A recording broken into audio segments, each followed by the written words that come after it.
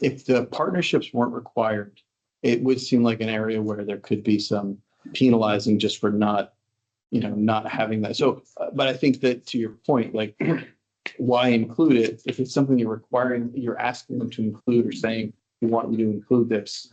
So for me, like the issue could be, and I'm looking at it from the state government perspective.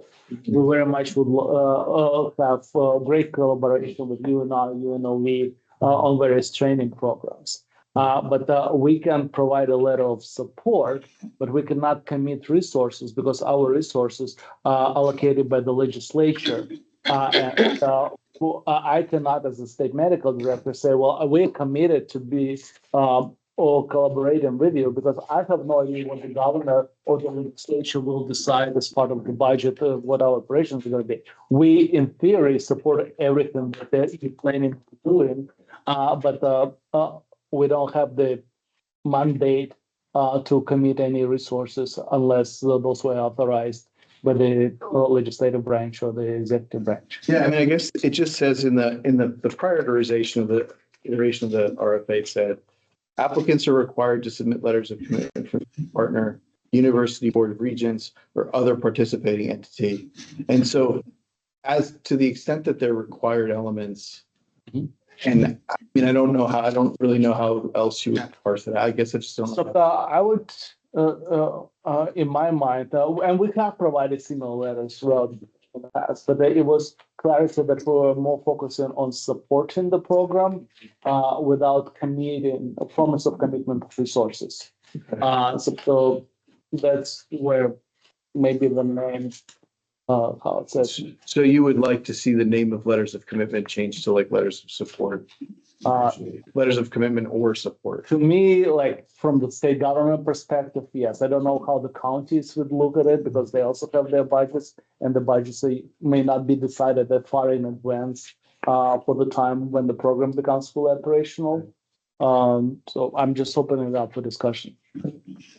If it was a letter of support, it could speak to every aspect of the application, feasibility, sustainability, need, and local employer demand and stuff like that. We can say that has to be included, yeah.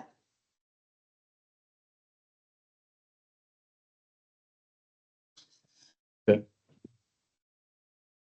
So we can add that to the letters of commitment section, talking about what right. So like for me, an example, like we're expecting to break grounds on new forensic hospital next summer. So I very much would support UNLV and UNR training more forensic psychiatrists so we could hire them in 2029. But I cannot say, well, we're guaranteed to have budget to necessarily train those forensic fellows at our facilities at expanded numbers. to include support as well as commitment to the extent of partnership. Okay. Any other initial thoughts, questions, or concerns before we keep walking through the scoring matrix? I just had one. We kind of jetted through the the piece about the minimum. Do folks have thoughts about the minimum versus max points? I mean, whatever that max ends up being based on the feedback we've given. Do we want to use a minimum to rule stuff out?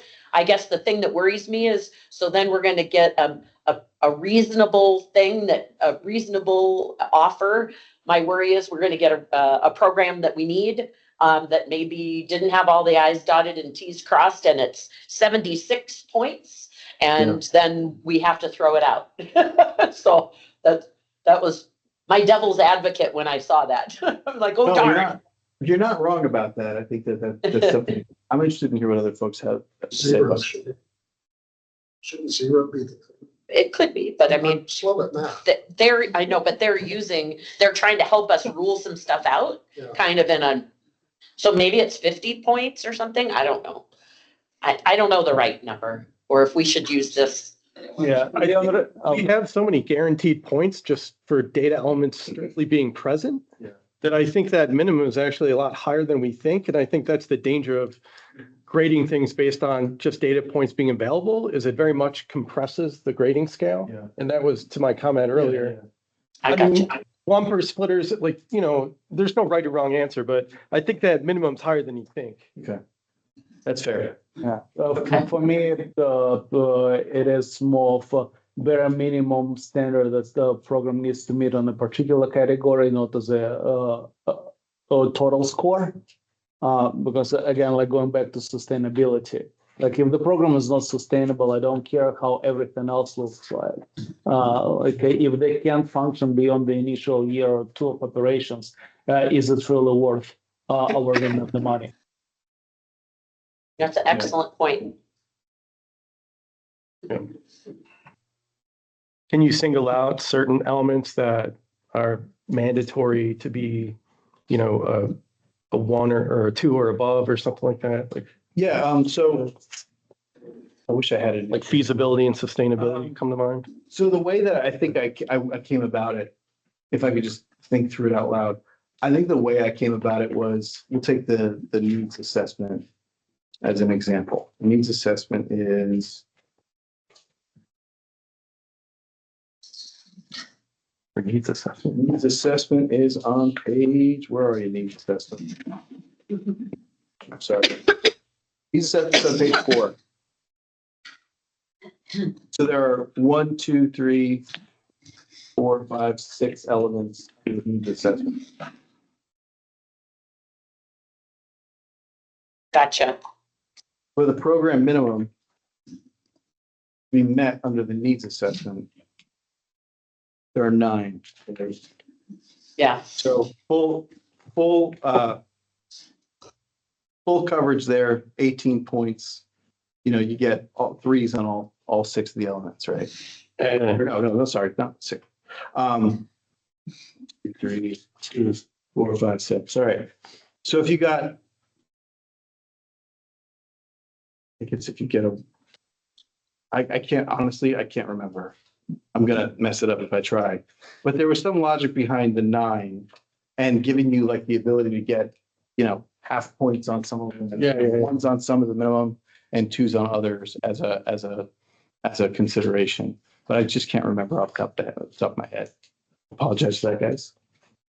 But we can, again, like we can tweak it as needed. It's a big part of the. Are there more aha things that we want to make sure we share? Like things that just didn't seem right when we looked at them? Because what I have so far is 0 or 1 for key facts. It's, key things that are just going to be facts, not really program related, but I did the work, I checked the box, I included the thing that needed to be, it's a 0 or a 1. We'd like to see overall that it adds up to 100, and we want to know proportionally each of the categories, how much what its weight is in proportion to the total, and then a 0 to 3 scoring mechanism for program elements that would be subjective, and we're saying this is particularly wonderful or this is not very much. And so we like that. The 0 to 3 is what I heard. And then I think the other piece for me that's missing is in the scoring matrix is outlining the actual priorities that we just said are priorities from the stuff we voted on. So like, I'd want to know specifically what those priorities are that make up, it's currently 21 points, but it might be different when we re-weight everything. Those were the big pieces I heard. Yeah. And adjusting downward to 100 points. Yeah, that's how I said that. But Leon Raven, for the record, if you're looking at places where you could cut down the numbers, I would suggest project abstract and leave it down to 0 absent, 1 present, minimal information available, 2 for all categories, and 3 max, where like it's all beautiful, perfectly arranged with the PowerPoint presentation. Yeah, got it. Yep. Sounds perfect.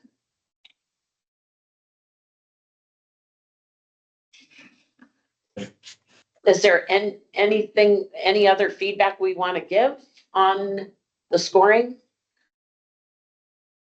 something that doesn't make sense.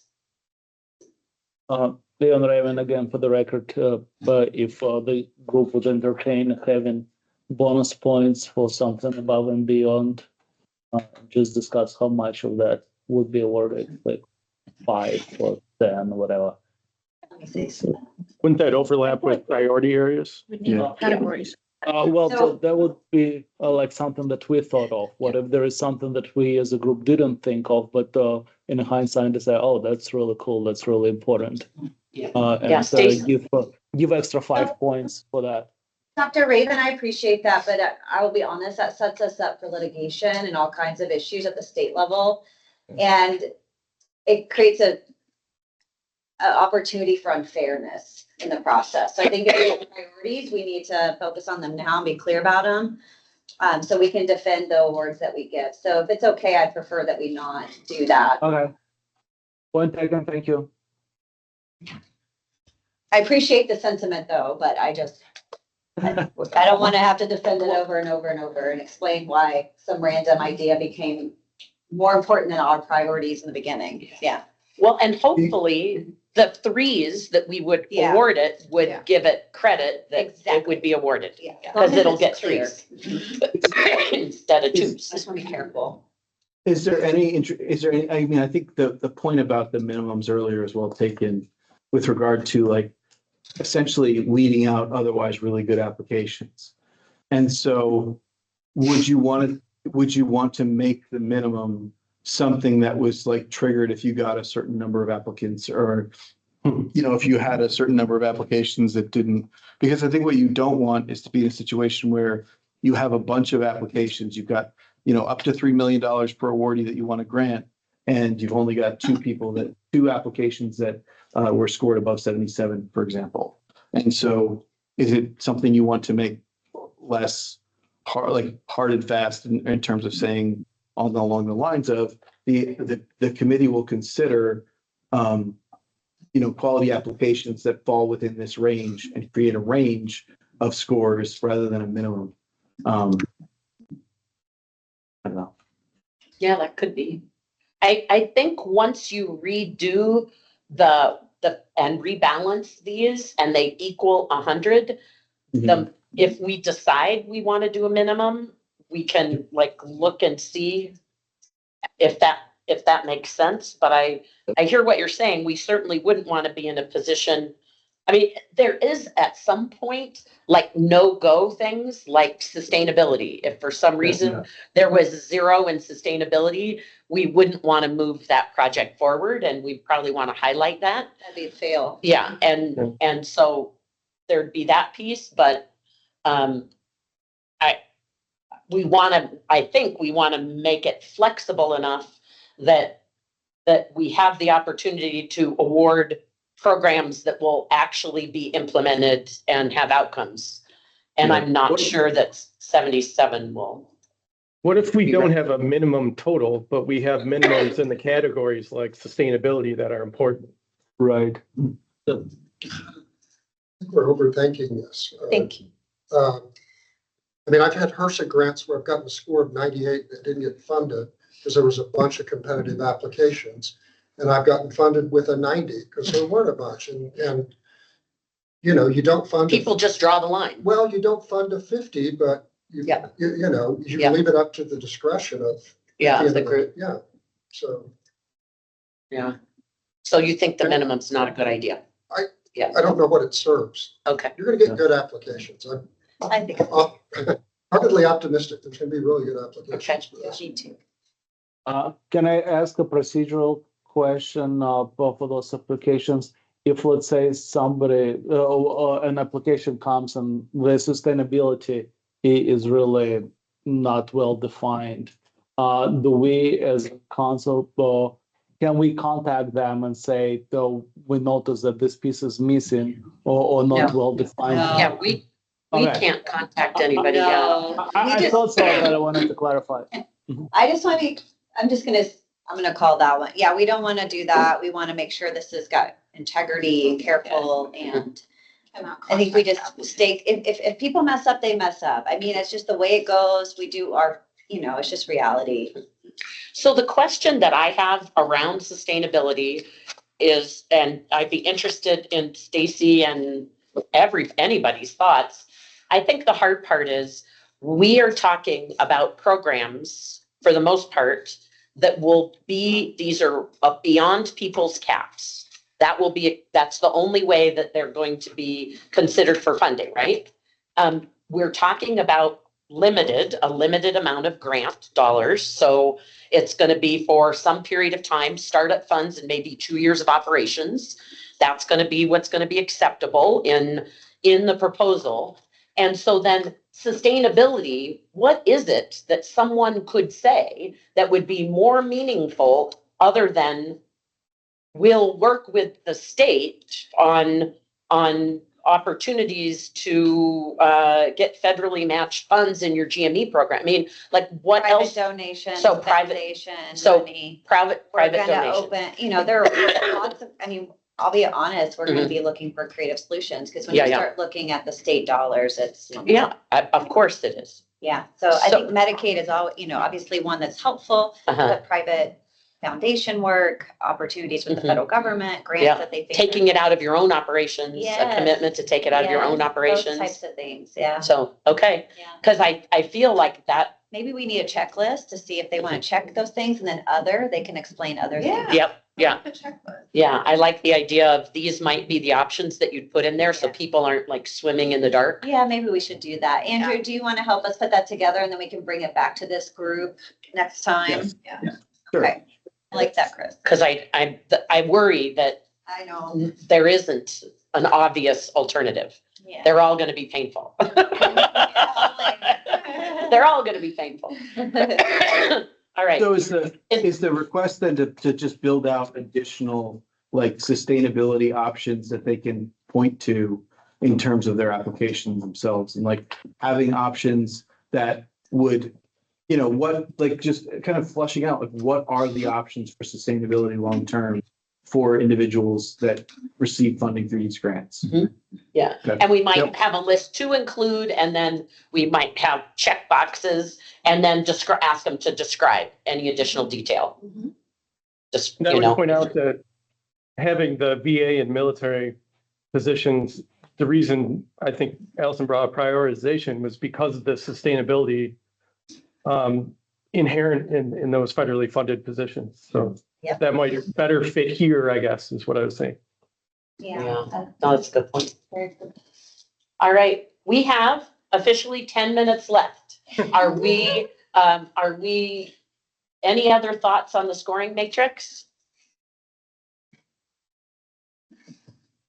Thank you guys so much for doing this work. This was a lot, and I appreciate everybody, all the members for all your thoughtful responses, and it'll be interesting to see what all the Millbridge folks come up with. I appreciate your patience with that. So we are now, I'm assuming we are not going to vote today. Right. Because we, Table that. okay, and then, Melinda, new GME website. Oh, boy. fun Yeah. stuff. Fun stuff. Okay, So hang next on, let me meeting can come. navigate there for you folks. 1 second.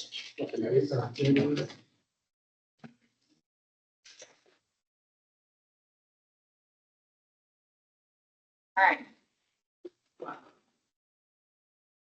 Okay, so Alicia and Dorian have been hard at work revamping the website for the GME program within the Nevada Health Authority. So super proud of those folks for putting this together. And we hope that it's a lot easier for people to navigate and, find the information they're looking for. So the homepage is just, we've got nice pictures now, which is always Look good. how happy those physicians are. I know, they're so happy. At least that one. Yeah, that's those students. They got their money. Goodness, yes. And then we've got, Dorian's information down here. We do have a GME inbox. So it's a general inbox where people can send their inquiries, questions, comments, whatnot. So we do monitor that. And then here we just have, an about page. just talks about kind of the why behind why Nevada has the GME program and what we hope to accomplish. We also inserted some current information here where we've awarded, 29 GME grants, which is huge, totaling 28.5 million. And so that's some really good statistics to highlight there. We've also got, the governance of the program linked here along with any current reports that we have. So there was an outcomes report from 2015, 2018 that was completed, and we just completed our 2025 annual report to the governor. So those are both linked there. And then history, so this goes back, way back in 2014 and talks about, the inception of the GME task force at the time and, how the funding kind of flows through and the different legislative actions that have occurred since then. And then we also have a link here to view previously funded programs. So we list all the programs here that have been awarded. So all of those GME grants are all listed on this page. I'm not going to scroll through and give you guys a scrolling headache. So let's see. And then we've got our GME Advisory Council webpage. So this page talks about this group. It lists the members of the current advisory council. So all of you all are listed here with your term expiration dates and all that fun stuff. We've also got a copy of the bylaws and then our meetings page. So this is the new page where you guys can go to find all of the meeting information. So we have the other attachments here, as well as the agenda and the meeting information. And then we listed all the archived meetings as well. So these ones go all the way back, I think, to, 2016. There you go. So, Wow. Yeah, really awesome. Good catalog. And then funding recommendations. So these are all of the different funding reports that have been completed from the GME first task force and then the advisory council. So the official recommendations for who to fund there. And then we have the grant program. So this one is where we will list our RFA announcement will be listed here. This is the current grant round and funding amount. These grants down here are ones that are under current operations, currently being awarded and funded. And I think that's about it. So yeah, so super excited to finally have that up and running. Thank you guys so much for doing that. Appreciate your help. Nice. Huge improvement. Thank you for sharing that with the group. All right. Are there any questions, comments? Hearing none. We're at discussion on next steps. I think we've kind of been talking about it, but from a recap perspective, do we have a date held in January at this point? Yes. So January, I want to say the 29th. It is. Is it the 29th? That's what you have in here. Perfect. Okay. I'm good. So yeah, January 29th, we will meet again for another 4 hours. Okay. Don't get too excited, people. Okay. It's gonna be fun. Yeah. Yeah, Chief. Yeah, and during that time, we are going to review both the scoring rubric that we just talked about, an updated one, and then also the application itself that'll be updated for all the actual decisions that we made earlier. Yes. So that will be plenty of work, I'm assuming. Yes. All right, but our commitment so far, our commitment to Stacy is that we will, and Melinda will be to conclude after the next 4 hour session. So, Yes. All right. Thank you. Perfect. All right. So with that, I think we're to public comment. Public comment. All right. So again, no action may be taken upon a matter raised under public comment unless the matter itself has been specifically included on an agenda as an action item. Comments will be limited to 3 minutes per person. And I would like to call for any public comment.